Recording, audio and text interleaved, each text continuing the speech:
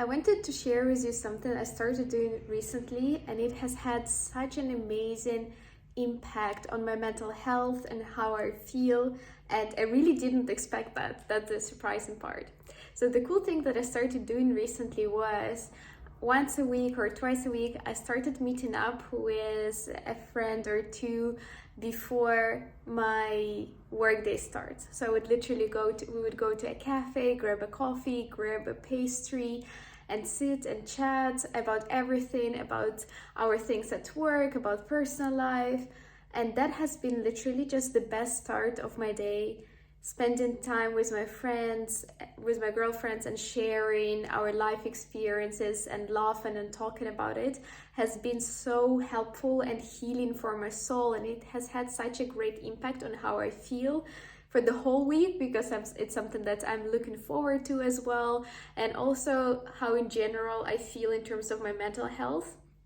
And it really made me think for all of those people, all of those of you who are listening in, and you are more like me in terms of you feel like you're a strong, independent person, and there are lots of things that you just want to do by yourself and be independent.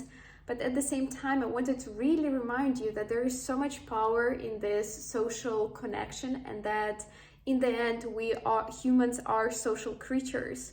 And we feel so much better when we do connect with other humans, with our friends, and we have this sense of community and connection.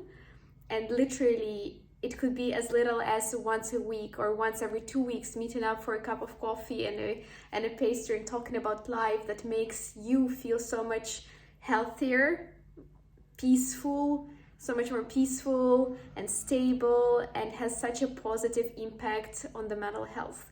So I wanted to encourage you with this episode not to discard yourself as weak or not needing other people, because of course we can do a lot on our own, but it's so beneficial to invest in the relationships with our friends and the people that we like, and with other people as well, just because by having this sense of community and this sense of connection, we are becoming the better versions of ourselves. We're healthier. And actually there's so much research being done on people who live past 80 years old, and all of them, something that they have in common is that they have this strong sense of community and friendship. They have lots of friends group where they still meet up every month at least, and that's something that actually prolongs life.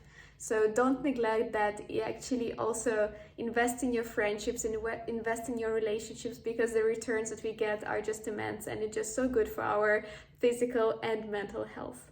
I hope you enjoyed this episode, and I hope that if you listen to this episode, this was the reminder that you needed, and that you will be a bit more aware and conscious about spending time with other people and investing and fostering those relationships as well. Thank you so much for listening in to today's episode, and as always, I see you in the one tomorrow.